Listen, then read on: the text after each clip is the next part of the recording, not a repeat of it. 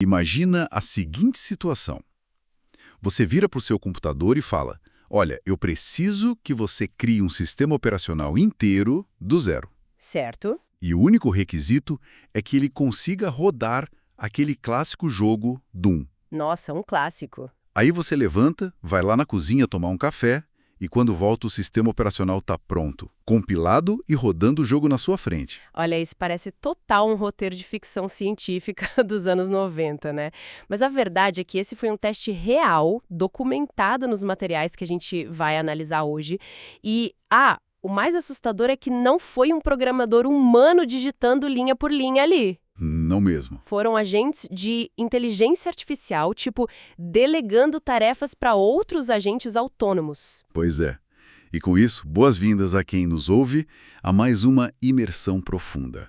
Hoje o nosso foco é dissecar a avalanche de inovações do Google I.O. de 2026, datado de 19 de maio. Exatamente. E, gente, nós reunimos uma pilha massiva de fonte para esse bate-papo. Tem relatórios técnicos de sustentabilidade, guias super profundos para desenvolvedores do Android 17. Muita coisa técnica. Sim, documentação do Wear OS 7 e, claro, os detalhes de todas as apresentações principais. Tem desde óculos de realidade estendida até criptografia pós-quântica, tudo se conectando. E o que a gente vai decifrar hoje não é só, uma listinha de novos recursos de celular. A nossa missão é realmente mapear o que a indústria está chamando de a era agêntica. A era agêntica, isso soa imenso. A gente passou esses últimos anos lidando com a IA como se fosse um assistente reativo, sabe? Aquele chatbot tradicional onde você precisa digitar um comando bem específico para receber um texto de volta. Sim, aquele esquema de pergunta e resposta. Isso. Mas o que esses documentos de hoje mostram é uma transição agressiva para sistemas autônomos, sistemas que navegam por fluxos de trabalho super complexos de forma invisível, orquestrando tudo nos bastidores para você. E para essa revolução acontecer, o cérebro por trás da coisa toda precisou passar por uma evolução, assim, brutal. Eu estava lendo a introdução dos relatórios técnicos e a escala de uso me deixou completamente sem palavras. É um salto absurdo, né? Total. Tivemos uma explosão inacreditável no volume de dados processados. Como exatamente a gente saiu da casa dos trilhões para dos quatrilhões de tokens em tão pouco tempo? Então, a mudança na infraestrutura foi monumental. Se a gente olhar para 2 anos atrás, os relatórios indicavam cerca de 9,7 trilhões de tokens sendo processados por mês. O que já era muita coisa. Sim, bastante. Mas o número atualizado para esse I.O. saltou para, pasmem, 3,2 quatrilhões mensais. Caramba! Quatrilhões? Isso. E não é só porque tem mais gente usando o aplicativo. É uma mudança na natureza do uso mesmo. A IA parou de ser consultada de forma pontual e passou a operar continuamente, ali em segundo plano. Entendi. E o motor que viabiliza essa escala toda é a nova arquitetura do Gemini 3.5. Mais especificamente, o Gemini 3.5 Flash. E o que me chamou a atenção no Flash não foi nem a inteligência bruta em si, mas a latência dele. A documentação aponta que ele é 4 vezes mais rápido na geração de tokens se a gente comparar com os modelos de ponta de antes. Exato. Isso tem um impacto financeiro direto para quem está desenvolvendo, certo? Sim, o impacto imenso. Porque quando a gente fala de operações em nível empresarial, essa velocidade toda se traduz em eficiência computacional pura. Os guias estimam que grandes empresas que migrarem para o Flash podem economizar, mais de $1 bilhão por ano. Sério? 1 bilhão de economia? Sim, é um custo operacional que simplesmente despenca, e isso libera capital para inovação real. Mas assim, a verdadeira mágica do Flash é que essa velocidade permite rodar o que eles batizaram de Anti-Gravity 2.0. O Anti-Gravity. Esse é o sistema por trás daquele exemplo bizarro do jogo Doom que a gente comentou no começo, né? Exatamente ele. O Anti-Gravity 2.0 é, na prática, uma plataforma de orquestração de subagentes. Tá, e como isso funciona na prática? Pensa assim, em vez de ter um único modelo gigante tentando resolver um problema enorme sozinho e acabando travado ou alucinando, O sistema entende o seu objetivo final e quebra isso em milhares de etapas menores. Certo. Aí ele instancia, ou seja, ele cria agentes menores para resolver cada uma dessas partezinhas, ele testa os resultados, corrige os próprios erros se precisar e junta tudo lá no final. Tudo isso em frações de segundo. Cara, vamos desempapotar isso para nossa rotina. Porque a aplicação prática dessa loucura toda é o que eles chamam de Gemini Spark. Pelo que eu entendi dos guias, antes a IA era como se fosse um estagiário brilhante. Aham. Mas ele ficava ali parado esperando você dar uma ordem clara. Agora com o Spark e o Anti-Gravity, é como ter um chefe de gabinete super proativo que trabalha enquanto você dorme. Essa analogia do chefe de gabinete é perfeita. É bem por aí. O Spark roda em máquinas virtuais na nuvem 24 horas por dia, 7 dias por semana. Ele nunca desliga. Não. E ele nem precisa que o aplicativo esteja aberto na tela do seu celular. Tem um cenário de uso nas demonstrações da feira que ilustra isso perfeitamente. É muito legal. O da rotina da tarde? Esse mesmo. A pessoa está saindo do trabalho, pegando as chaves e apenas fala pro celular. Tipo, ei, encontra aquelas reuniões pendentes com meu chefe e marca a cor delas de rosa-choque na minha agenda. Sim, uma instrução super específica. Pois é, e ela continua. Depois, escreve um bilhete para o vizinho novo chamando para a festa do bairro. Ah, e pega todos os e-mails sobre o fim de ano escolar das crianças, extrai as tarefas e cria um documento classificado por prioridade. Aham. Aí a pessoa simplesmente joga o celular na bolsa e vai dirigir o carro. E a mágica acontece enquanto ela dirige. O Anti-Gravity desmembra esse comando falado em 3 fluxos totalmente independentes. Simultâneos, né? Simultâneos. Um agente vai lá e acessa a API do calendário, outro aciona o processador de linguagem natural para redigir o convite do vizinho com o tom certo, e um terceiro faz uma varredura complexa na sua caixa de entrada para estruturar aquele documento da escola. Impressionante. Mas aí que tá, surge uma dúvida bem natural. Qual? Se tem um exército de agentes virtuais mexendo na minha vida digital, lendo os meus e-mails, alterando minha agenda, como eu sei o que eles estão fazendo sem precisar abrir um painel de controle super complexo? Porque isso pode dar um certo medo. É uma preocupação super válida. E a solução de interface que o Android 17 trouxe para isso é o Android Halo. O Halo? Isso, é um elemento visual bem sutil, uma espécie de anelzinho discreto que fica no topo da tela do celular. Ele brilha suavemente quando os agentes estão trabalhando. E se eu quiser saber exatamente o que está rolando? Se a pessoa quiser, basta dar um toque nesse Halo. Aí ele abre uma lista instantânea e super clara do que o agente está computando naquele exato milissegundo. Oferece transparência total sem sequestrar a sua atenção o tempo todo. Muito inteligente. E isso me lembrou como eles integraram isso em recursos de comércio, como o carrinho universal. Ah, o Universal Card. Sim, o carrinho universal me pareceu uma daquelas coisas que vão mudar o nosso comportamento de consumo. Ele não é só uma lista que salva links de lojas diferentes. Não, ele vai muito além disso. Tem um exemplo no guia de e-commerce que é chocante. Mostra alguém montando um computador gamer peça por peça. O agente monitora os produtos, rastreia o histórico de preços e, de repente, ele emite um alerta proativo. Isso é incrível. Ele avisa o usuário que a placa-mãe que a pessoa acabou de adicionar no carrinho não é compatível com o processador que já estava lá. E percebe como isso é profundo. Isso demonstra que o modelo não está só lendo metadados de preços num site.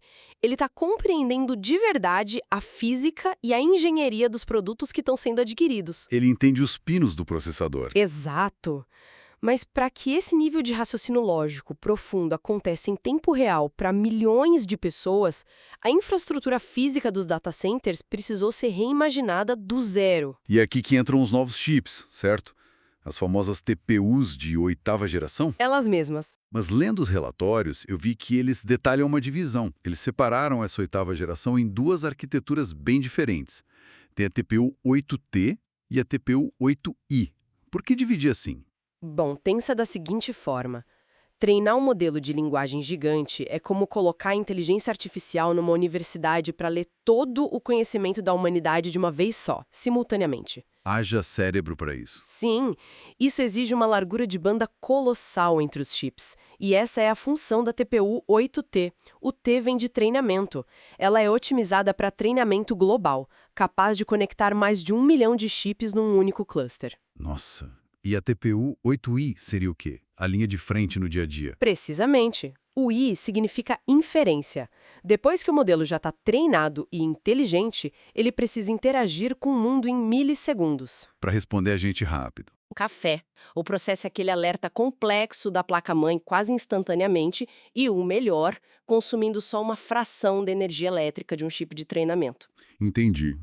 O que nos leva a uma questão meio existencial sobre a internet. Manda.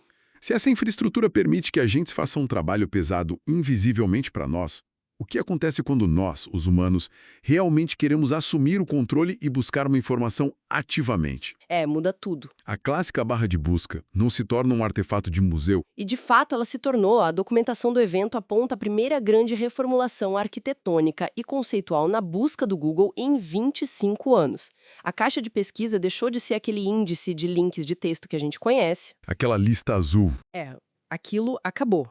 Ela agora é intrinsecamente multimodal. O sistema aceita, por exemplo, o upload simultâneo de um vídeo de um motor fazendo um barulho estranho, junto com o manual em PDF do carro e uma pergunta em áudio do tipo: o que é esse barulho? Tudo na mesma barra de busca. Tudo junto. E em vez de devolver uma página cheia de fóruns para você sair clicando e lendo, a busca cria o que eles chamam de agentes de informação. Ah, os Information Agents.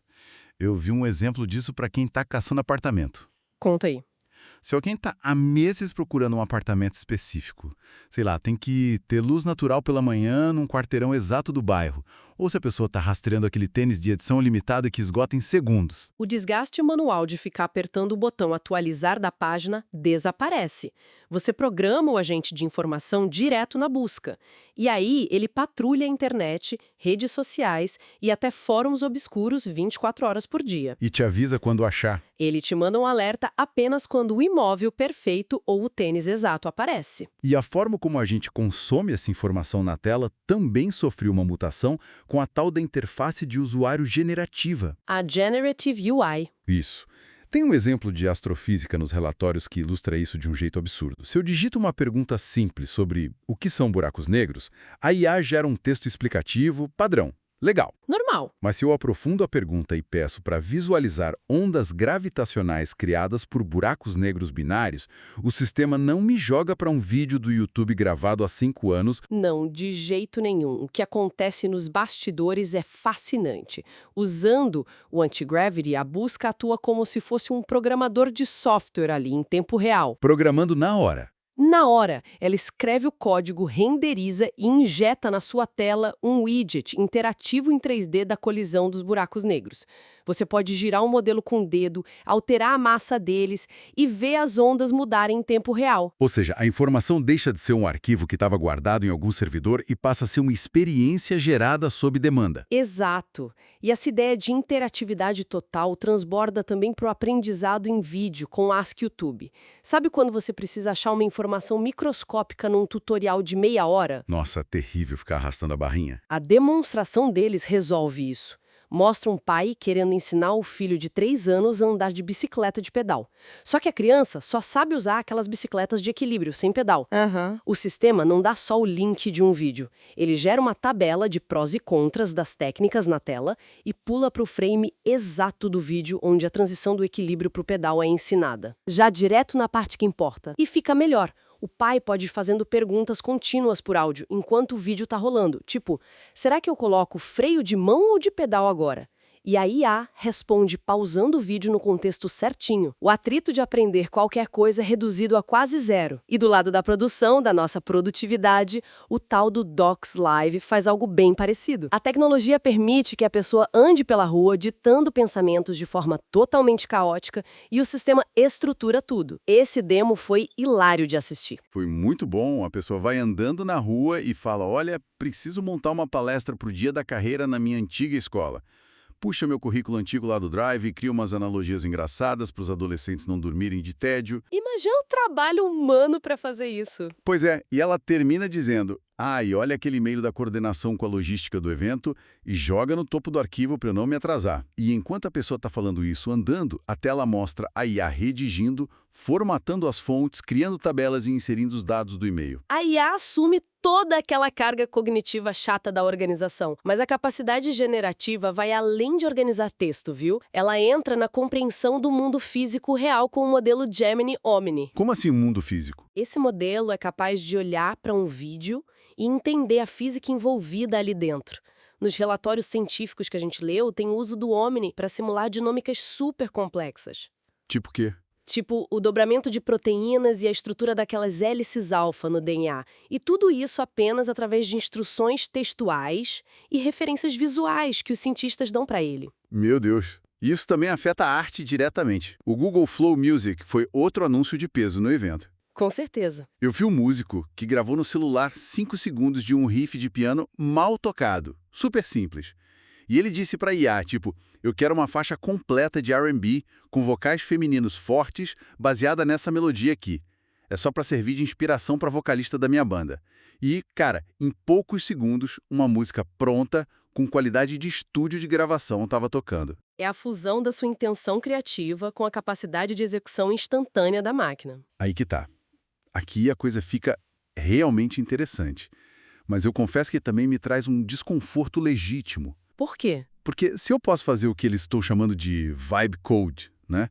Programar pela vibe uma música inteira, ou um widget interativo super complexo, ou um modelo 3D em instantes, o que acontece com o valor da arte humana? É um ponto profundo. A emoção bruta, o suor derramado sobre uma criação, isso não se perde?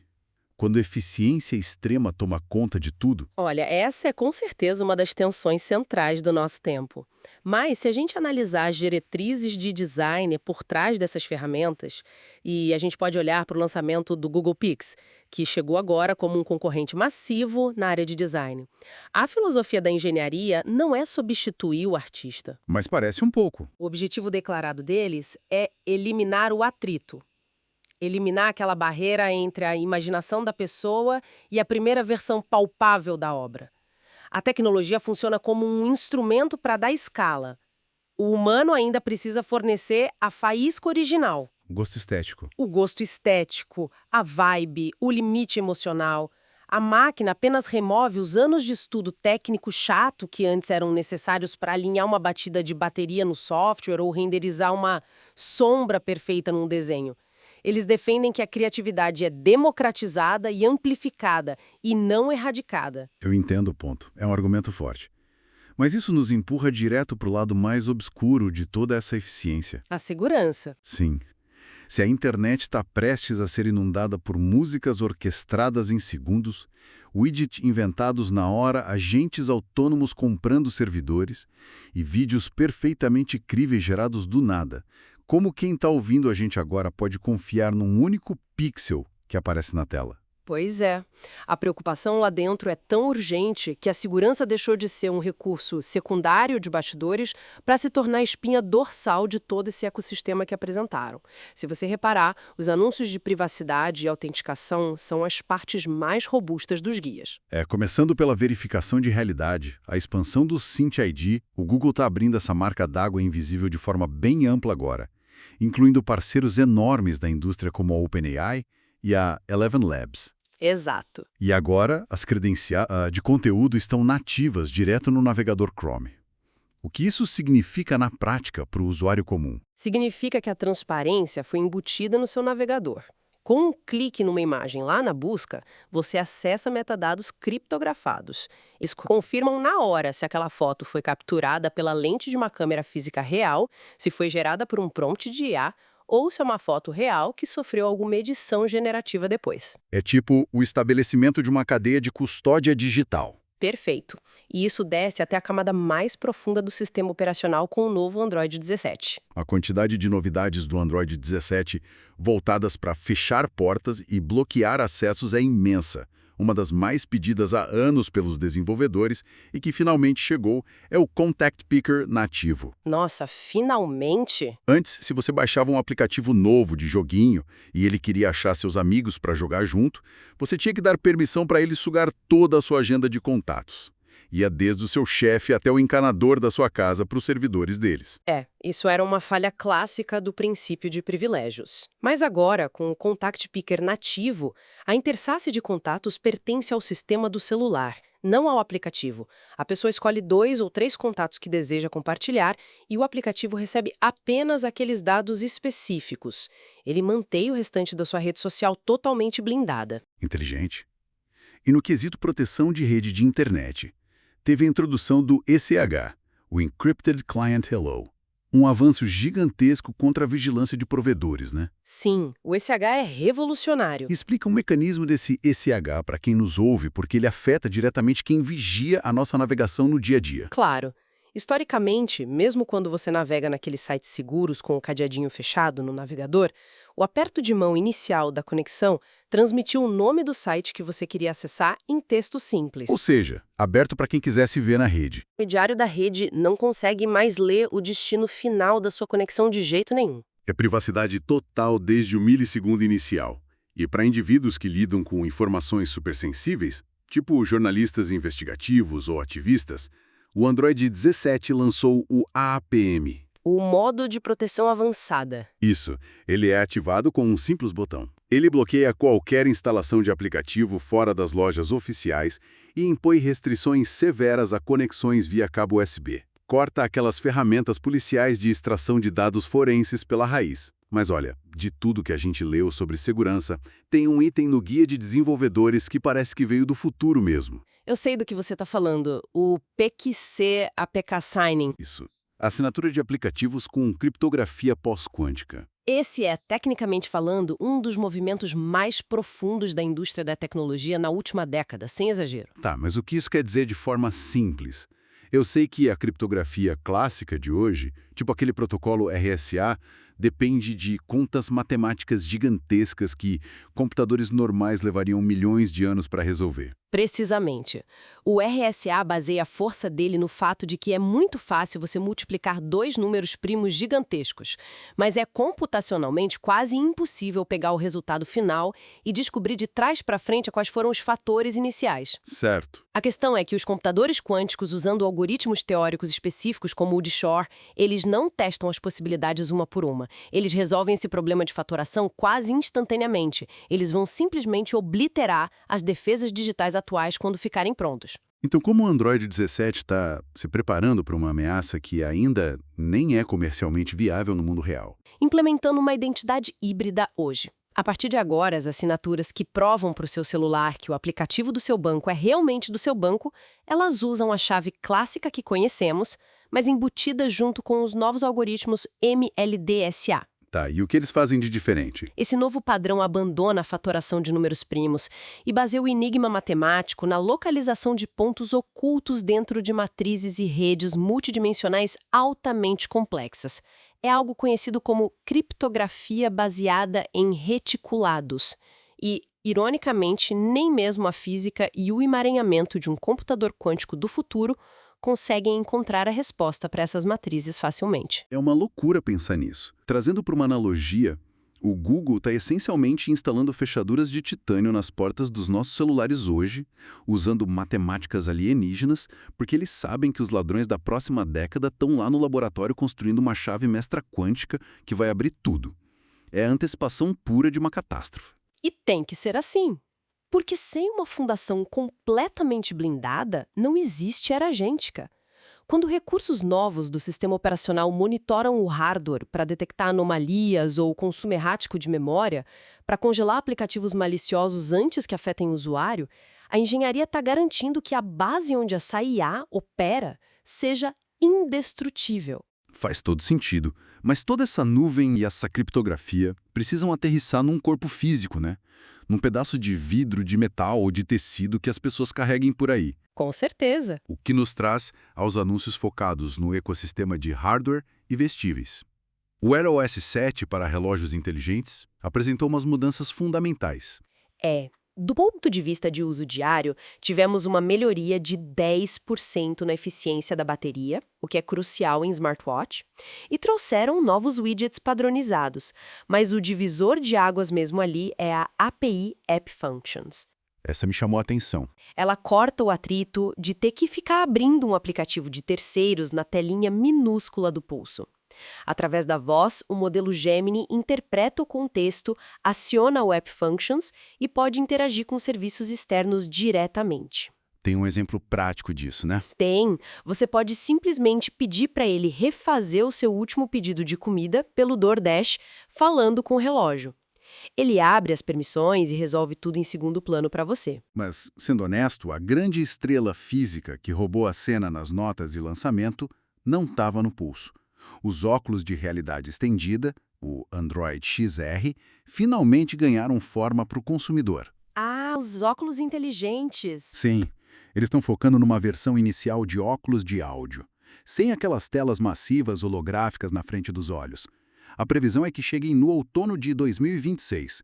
A parceria envolve nomes pesadíssimos como Samsung, Qualcomm, e o design, que é a parte legal, fica por conta de marcas de óculos do dia a dia, tipo Warby Parker e a Gentle Monster. É o distanciamento total daquela estética de ciborgue que afastava as pessoas. Totalmente. O foco deles não é criar um monitor holográfico invasivo, é manter a sua cabeça erguida e as suas mãos livres, usando áudio espacial e câmeras super discretas só para alimentar a IA com o contexto visual do que você está olhando. Tem uma demonstração de rua deles que ilustra o nível de integração que eles atingiram. A pessoa está andando no centro da cidade com os óculos. A câmera detecta a esquina e o Gemini sussurra no ouvido dela. Ele diz, olha, aquela cafeteria que você salvou no mapa, o Cupa Coffee, fica na próxima rua. Aham. A pessoa, sem diminuir o passo ou pegar o celular no bolso, só responde em voz alta. Ah, perfeito. Uso o aplicativo de entrega para pedir meu Nitro Cold Brew para retirada lá. É nesse momento que o ecossistema deles brilha de verdade. A instrução foi dada nos óculos, beleza. Mas o processamento de compras exige aplicativos seguros, autenticados. Que não rodam no óculos. Isso, usando a nova função handoff do sistema, os óculos transferem a tarefa magicamente para o agente que está lá no celular guardado no bolso. O agente abre o app da cafeteria, navega pelo menu, seleciona a bebida, aplica as preferências de pagamento e envia um alerta de vibração de volta para o relógio da pessoa. Ele pede apenas um toque na tela do pulso para confirmar a gorjeta e o pagamento final. É muito fluido. Mas essa mágica invisível exige uma capacidade computacional absurda de hardwares de ponta espalhados pelo mundo. E lendo o relatório ambiental do Pixel 10a, que saiu junto, surgiu um choque de realidade. A parte da sustentabilidade. Sim. Porque como construir bilhões desses dispositivos sem devorar os recursos do planeta Terra? Os dados ali apontam para um esforço monumental. O ciclo de vida do dispositivo emite cerca de 70 quilos de carbono equivalente, mas a composição física dele. Os materiais mostram uma obsessão bem clara por economia circular. A embalagem é 100% livre de plástico agora. O aparelho utiliza alumínio 100% reciclado na estrutura, o cobalto da bateria, o cobre dos fios internos, o tungsteno dos motores de vibração e até o ouro das placas lógicas são inteiramente provenientes de cadeias de reciclagem. E eles vincularam o hardware à garantia de atualizações contínuas de software.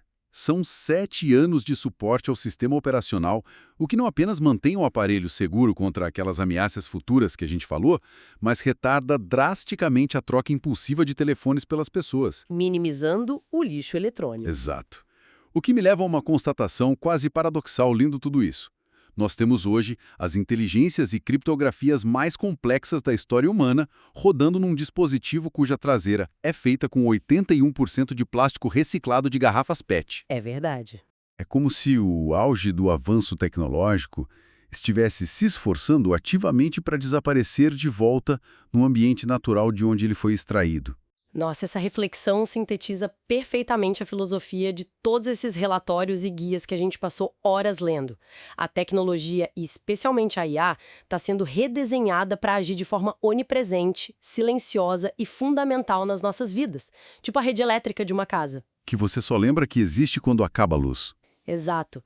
O hardware deve ser apenas um conduíte neutro, sustentável e reparável. E os óculos de áudio deixam isso bem claro. O objetivo do design é remover a tela do caminho para focar exclusivamente na intenção humana. E isso redefine a nossa relação diária com o mundo digital. O que a gente desempacotou hoje nessa imersão mostra o fim de uma era. Nós deixamos de ser usuários passivos que buscam links em listas infinitas ou que abrem aplicativos manualmente, botão por botão. Nós entramos na fase de simplesmente declararmos as nossas intenções.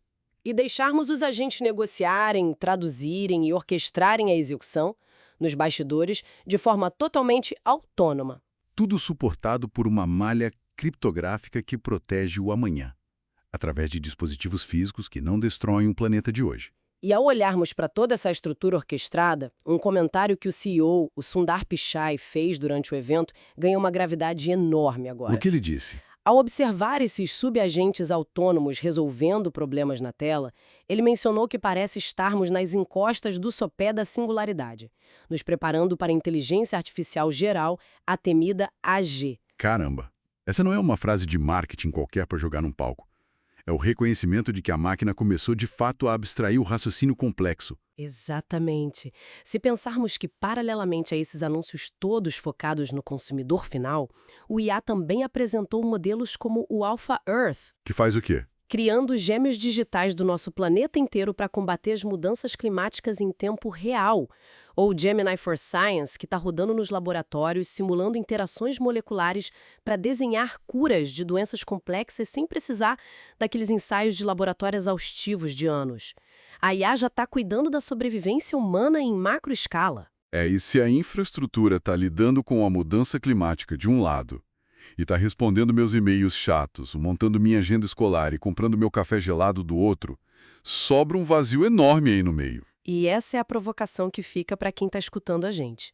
Não apenas sobre a tecnologia, mas sobre a nossa própria condição humana. Com certeza. Quando esses sistemas invisíveis absorverem por completo o atrito cognitivo e executivo das pequenas tarefas da vida e também solucionarem os problemas de proporções globais, a nossa energia mental vai ser libertada. É uma mudança de paradigma. O que o cérebro humano será livre para imaginar, criar e explorar no mundo onde gerenciar os pormenores da existência deixou de ser o nosso trabalho principal. É uma perspectiva avassaladora, que vira de cabeça para baixo o próprio conceito do que significa ser produtivo hoje. Se a máquina cuida das tarefas, a nós resta o domínio puro da intenção e da nossa humanidade. E é com essa faísca para a imaginação de vocês que nós encerramos a nossa jornada profunda de hoje. Foi incrível. Continuem observando, questionando as ferramentas ao redor de vocês e mantendo essa curiosidade sempre aguçada, porque o futuro que a gente só via nos filmes está sendo codificado e treinado hoje, ali nas sombras dos servidores. Um abraço gigante para todo mundo que ouviu e até a próxima exploração.